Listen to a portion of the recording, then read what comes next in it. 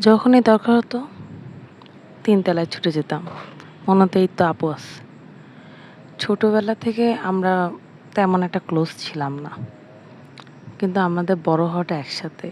আমরা জানি যে কে কিভাবে বড় হইছে, কার কোন খাবার পছন্দ।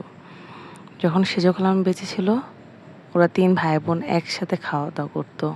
মানে একটা বড় বাটিতে ওরা ৩ ভাই-বোন খেত। আমি গেলে খালামণি আমাকেও সাধতো। আমার বোন পড়াশোনায় অনেক মনোযোগী ছিল।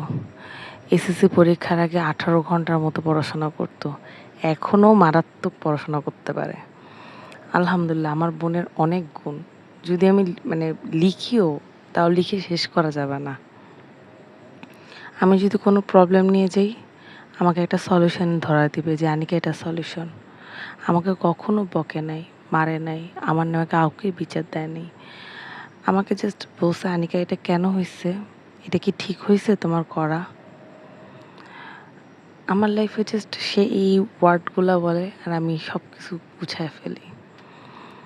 আমি যখন খুব মেসি হয়ে যাই, আমার সুন্দর মতো গুছায় দেয়।